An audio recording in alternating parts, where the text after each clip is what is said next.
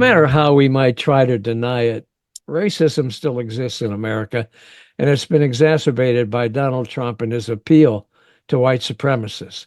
In that context, it's interesting and heartening to hear from white authors who are committed to helping to healing that scourge that only weakens our country and helps to stoke much of the division that we experience today. We have such a person with us today. Steve Brigham is such an author. The proud father of two biracial kids, he's just recently published a new book called It's Never Been a Level Playing Field, Overcoming 8 Racial Myths to Even the Field. It tracks a white man's 35-year journey to grasp the core racial myths that impede our nation's ability to level the racial playing field. Hey, Steve, welcome to Lean to the Left. I really Hey, appreciate you Bob. Great to joining be us. here. Thank you, my Glad friend. Hey, first tell us a little bit about your consulting work. You focus on racial equity and equitable development issues. What's that all about? What have you been doing?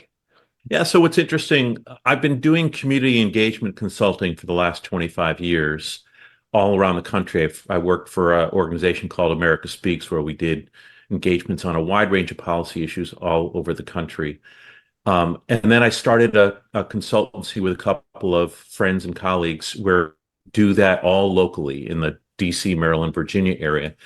And what's interesting is, like every other place in the country, the DC area was heavily impacted by systemic racism going back hundreds of years. You find red line neighborhoods. I know we talked at the beginning about Montgomery County. Montgomery County had redlining where it's segregated white neighborhoods from black neighborhoods. Where Yeah. I live in Prince George's County, same thing. Where Mhm. I lived in DC for a while. You see the legacy of that show up when you're dealing with policy issues around land use, affordable housing, rezoning, transportation, public health, redrawing school boundaries. All of those things show up around racial inequities, the legacy of racism and segregation. And so it's part of the work is how do policymakers, decision makers grapple with that history and make decisions that can hopefully make things more equitable, more just going forward. That's really interesting. It sounds like you're doing great work.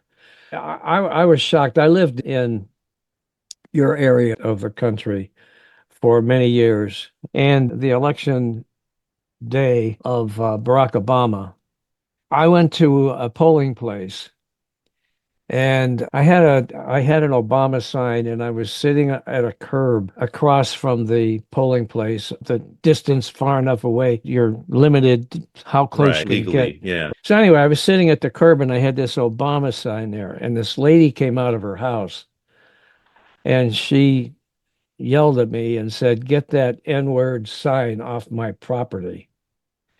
And it shocked me. It absolutely shocked me because in that's a basically it's a Democratic area. It's considered liberal Montgomery County, right? Yeah, but this was Carroll County, which is just north of Oh, okay. Montgomery, and it's more rural. And it shocked me how that could happen in that community. So yes, it's alive and well, that attitude. And it's Well, yeah, and it's what's interesting is I think a lot of white people thought that if it was around, it was invisible, right? And after he got elected, it was, oh, now America's a post-racial society. No, it's not. It's not yeah, even close. Just because yeah, we elected a black man, there's still the same issues that have been there for decades, right? exactly. Exactly. And so we moved to Myrtle Beach, South Carolina for family reasons. And I was playing softball with a bunch of guys, and it was the day after Trump's election. Hmm. And I overheard some comments from some of the players who were talking with each other. And one guy said, "Now we can say whatever we want." Right. And this African American man, who is also a member of this team, was with me. And he just looked at me with this look on his face like, "Oh man, what are we in for?" And we found out what we were in for, didn't we? Right. 8 years later, that Yeah, stuff's still going on, it's still right? going Yes. on. It's still Yeah. going on. Well, and more white people, honestly, have been more and more emboldened to see Exactly. things, say things, and do things. That's exactly right. Exactly. So the title of your book says it's never been a level playing field where racism is concerned. Steve, why do you say that? What's been interesting is for a long time, I've heard things like, it's a level playing, Civil Rights Act, it's a level playing field now. Yeah. America's the land of opportunity, post-racial society. And actually, it's now reverse discrimination, reverse racism against whites. Hmm. And I had my retorts to all of that, but it never felt organized enough, comprehensive enough. I knew the reality. I just didn't feel like I knew it well enough to be able to say, you're completely off your rocker. Like, if you really knew the history, if you really knew what was going on, you Hmm. couldn't say those things, right? Sure. So, Yeah. the pandemic gave me the opportunity, like it did to a lot of people, Right. to, it's like I didn't have a whole lot of work for a few months. It's like I started writing the book, and it Okay. took me several versions, 4 years, and I finally got it published this summer. But I was able to boil it down to explaining the history in areas around neighborhoods and segregation, around economic opportunity or lack of it, around Hmm. educational opportunity, lack of it, around the fact that we have two different justice systems, one for whites, one for blacks. And I learned so much during that process, Bob, because I felt like I knew a lot going in. Hmm. And I would say 75% of what I wrote came from I did and just learning new stuff I'd never even heard of. So what are the 8 racial myths you talk about in your book? So let me, because I don't have them committed to memory. So I have the overarching myth, which is America provides an equal playing field for all, right? So Right. that's just not true. If you look at every sector in our economy, in our governments, it's dominated by white people in 2024. A Hmm. little different than it was in the 1960s, but not that much different. We're talking Right. about 80, 85, 90+% in just about every sector, whether it's media, whether it's government, whether it's the Fortune 500, military, etc. Then I have two where we live myths. One is around any segregation in housing and neighborhoods that Black people may experience is now strictly a result of individual choice. A second one is if Black people have worse health outcomes than white people, it's because of their own choices. And what I explore in both of those chapters is just the segregation, how it happened in the first place, and how we created the ghettos in just about every city in America for Black people. Mm. And then, when we created the suburbs for white people, we cited polluting facilities and hazardous waste facilities next to Black neighborhoods. We ran highways through Black neighborhoods, which increased air pollution right in the neighborhoods that they ran through. So a lot. And so you see high percentages of African Americans with high blood lead levels or Hmm. high rates of asthma. So again, it's talking about that the where we live myths, we think, oh, it's a free country. Anyone can live anywhere they want. And it's really still not true. Everyone, regardless of color. This is one that's goes back to probably all 250 years of our history. Regardless of color, has the same opportunity to get a job, start a business, and build wealth. But if you look at it, it's just not true. Uh, for example, with whites and blacks, if you look at the blacks and whites with those people who don't have a high school diploma, have a high school diploma, have some college, have a college degree, the difference in wage level is about 20% whites higher than blacks. Home ownership, 72% to 43%. So when you look at these things, you can't possibly say it's either a level playing field or there is a major difference between whites and blacks, which we know isn't true. Right. I don't know if you want me to continue. Black people now have the Yeah. same Keep access to going. quality education and so on and so forth. Okay. All right. I was going to ask you for some examples of how there's still not a playing field, but I guess you just pretty much wiped that question out. No, I think there's like just around criminal justice, which is except for some egregious exceptions, everyone deals with the same criminal justice system. Yeah. But blacks are 37% of those arrested for drug violations, even though they're only 12% of the drug users in the country. 59% of those convicted, 74% of those sent to prison for a drug offense. And even with regard to cannabis, although again, their usage rate is the same, they are arrested at 4 times the rate of whites for cannabis offenses.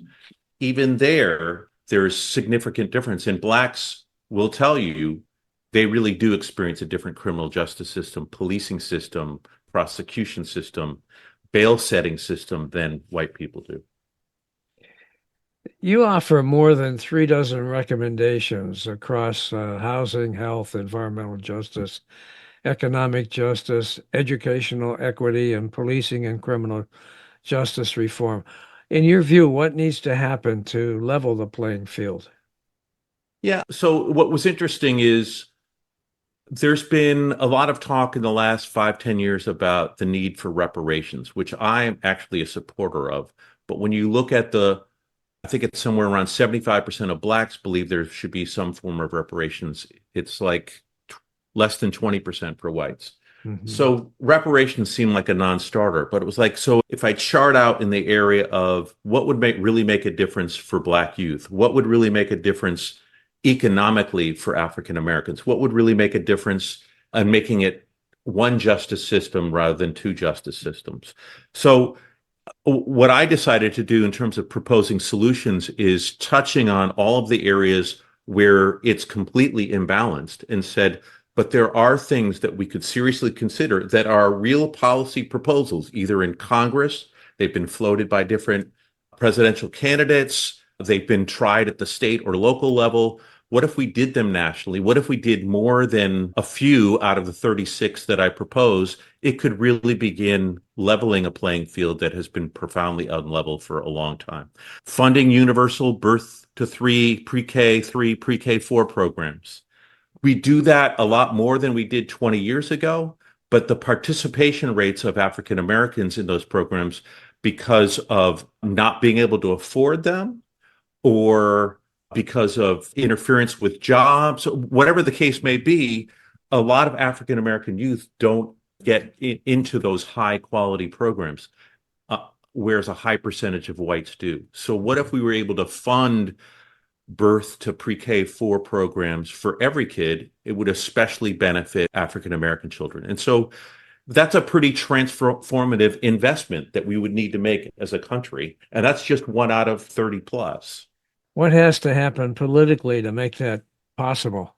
You could be really cynical these days about American politics, right? You and I were talking about this before the show.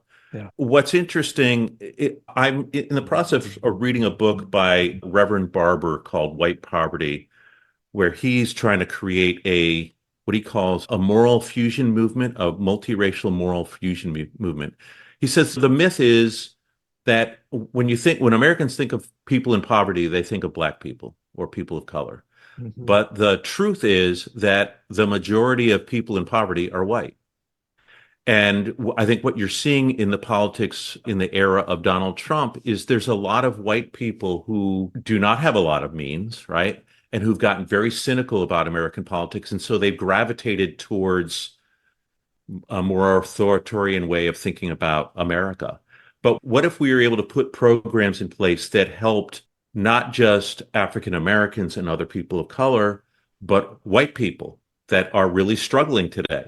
What if we brought back more jobs? What if we invested domestically in a much more robust economy? What if we were able to put programs in place, like I just said, or creating a baby bonds program, which has been floated by Cory Booker, a senator from New Jersey, which we as a country would put an investment account for every American child when they were born that they could then access when they turned 18. And when you're of lower means, you get a higher initial investment that grows larger. If you're of high means, you get a very low investment and recoup a lot less because you don't need it because of what family you're coming from. So to me, it's Americans being willing to fundamentally rethink what this nation should be all about, that we're taking care of all of our people, we're trying to help everyone prosper, and that we really rethink what playing field actually should be. But I think it will take a coalition of people across income levels, people across races to really get behind a very new kind of agenda that's, to me, really about investing in people in a way that America never has. Is there any chance of that happening? I'm not quite sure how to ask this question.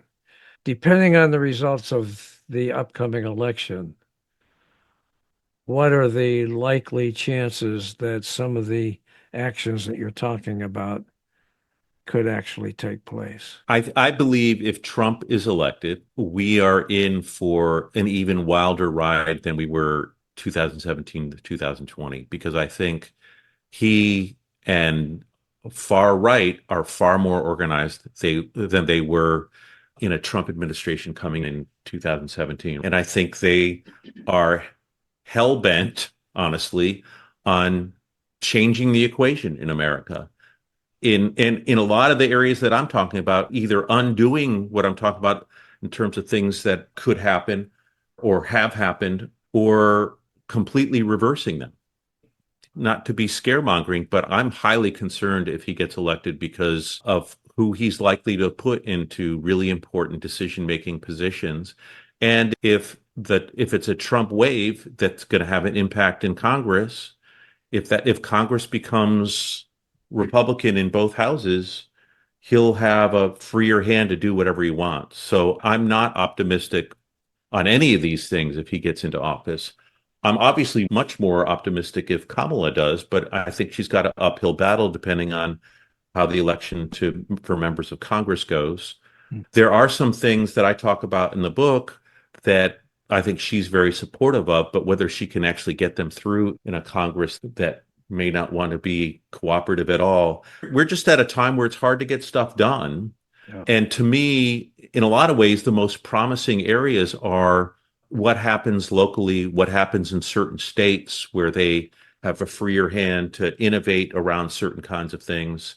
There's been a huge movement in the last 2 or 3 years about building more affordable housing, because we really have an affordable housing crisis in just about every state in America. Yeah. And it's really pushed a lot of people to the edge of literally not being able to afford the housing they live in, even if they have a job that pays a fairly decent wage, right? Yeah. And housing is a big deal.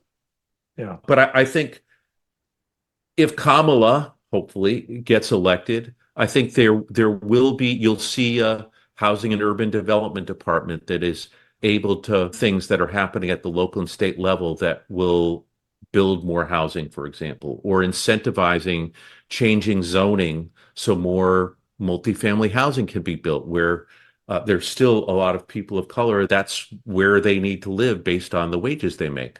Right. Where some of the policies of the Biden administration has been around really promoting policies around environmental justice and undoing the injustices that have been done for decades in Black and brown neighborhoods. I think that would continue in under a Kamala Harris presidency, where we clean up a lot of those or shut down or commit not to siting any more polluting and hazardous waste facilities in ways that compromise the health and livability for Black and brown people. But again, I think a lot of stuff like justice, when you think about criminal justice, I was listening to a podcast 3 or 4 years ago. It's like the criminal justice system in America, there's 2,000 mini justice systems, right? So if you really want to change policing in my county, for example, you got to really work on police reform, criminal justice reform in Prince George's County, because they're making a lot of their own decisions about how they arrest people, how they process people, the bail they set, the years that people, all those kinds of things. And what happened, instituting policies for rehabilitation and reentry. A lot of those things really don't exist in any significant way in America, but a lot of that can happen with local dollars. Okay.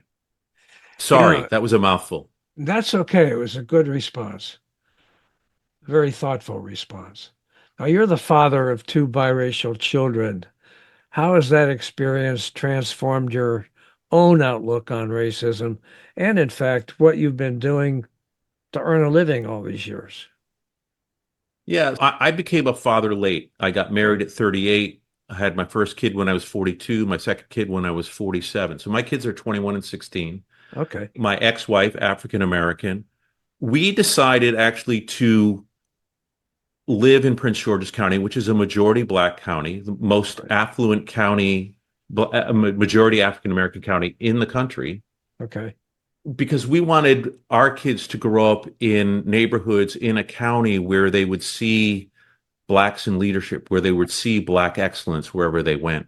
Mm. So they've had a I would say a pretty Black centric, diversity centric growing up, but they've got white relatives. They've had white friends. Bowie is one of the more racially mixed jurisdictions in Prince George's County. So they've had friends, Black, Latino, Asian, white, Mm. Middle Eastern, you name it. Mhm. And so to me, that's been a much richer upbringing than I had. I grew up in an all-white town in Simsbury, Connecticut. Mhm. But at the same time, they've dealt with racism actually in schools, private schools, and where the principal of one of my daughter's schools actually used the N-word twice. So they're not immune to it, even despite trying to shelter them from it. And we've educated our kids in ways. We've taken them to marches and to protests. And my daughter, who was in high school at the time, was very active in a lot of the local Black Lives Matter protests and efforts, 2020 pandemic period. I think it's heightened my concern about these issues for sure. Mhm. It's deepened my attempts to understand what's going on, how it got to be here. And it's also deepened my commitment to try and, in small ways, help create a society that is better for them as mixed race kids than it would have been when I was growing up.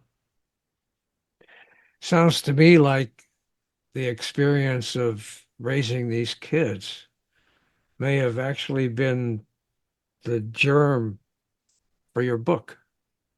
I think I dedicate the book to them, right? Uh, They have inspired me the way they have navigated. My daughter's now a senior in college up in Philadelphia, Temple University. mhm. She's done really great. She's very active in a lot of social justice activities up there. Her Mhm. major is social work with an emphasis on environmental studies and environmental Okay. justice.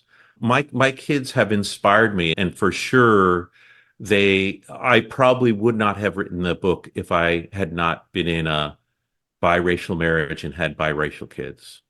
That's interesting. Where can people find your book, Steve? So they can find it on Amazon. Just Mhm. type in "It's Never Been a Level Playing Field" and my book will pop up. They can get it Kindle version, paperback, hardback version. I also write a newsletter that I launched on the day the book launched on Amazon. It's on a newsletter platform called Substack, Substack. Mhm. And the name of the newsletter is Leveling the Playing Field Finally. And I've got a Okay. couple hundred subscribers. I write once or twice a week. I cover a lot of the topics in my book, but in a different way. I Uh-huh. try and weave in both the history and the solutions. Yeah, so I'd love it if people would both buy the book and join the newsletter. Okay. And they can get the newsletter by going where? Substack.com? So they can find it. Let me spell it out here. So it's HTTPS level the field, all one word, dot substack, substack.com. Level the field dot substack.com. They can sign up for my newsletter there.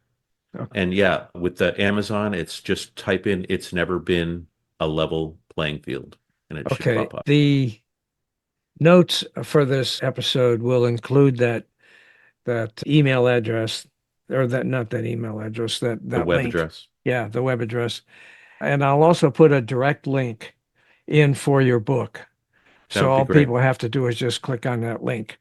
Perfect. And for those of you who are watching this thing, you will see that you have seen that web address on the screen. And I'll make sure that for those who are listening, that just go to the show notes and you'll find it there. And I'll also be in the description for this thing too. So you should be able to find it. Steve, you got anything else you'd like to add? I would just encourage your listeners to be eager to learn our history beyond what you and I learned in high school or college. Mhm. It requires an individual initiative, but we need to learn to understand the history around race and race relations, including the last 60 years, where it has become more level, but it's nowhere near a level playing field. And so I encourage people to go out there, learn on your own, read the book, and then figure out how you might want to take action, especially at the local level, whether it's in the school system, in the local police system, providing economic opportunity, going to Black businesses, et cetera, et cetera. There's a lot you can do at an individual level. Okay, great. Steve, thanks so much for being with us today on Lean to the Left. I really appreciate it. Learned a lot. You guys check out his book. As I said, the links will be provided, and that'd be great. So thank you, Steve. I appreciate it. Thank you, Bob. This has been great. Glad to be on today, and I look forward to continuing to listen to Lean to the Left. Okay, thanks so much. Appreciate it. Hey guys, thanks for watching. I hope you enjoyed this Lean to the Left video and that you found it interesting and informative. Please visit on a regular basis and check out our interviews with guests on topics that focus on progressive politics and the important social issues of our time. Now, our interview shows stream on Mondays with special episodes on Thursdays. And follow us on social media. Facebook at Bob Gaddy and the Lean to the Left podcast. Now, it's two. Bob Gaddy is one Facebook page, and the Lean to the Left podcast is a second Facebook page. Twitter at Lean to the Left 1. Instagram at Lean to the Left 1. TikTok at Lean to the Left. LinkedIn at Bob Gaddy. And YouTube at Lean to the Left. Now, I hope you'll support Lean to the Left as well so we can keep things going. Just click on the Donate tab at the top of the leantotheleft.net homepage and contribute by buying me a cup of coffee. That'll really help and would be much, much, much appreciated. Now, this is Bob Gaddy signing off for Lean to the Left.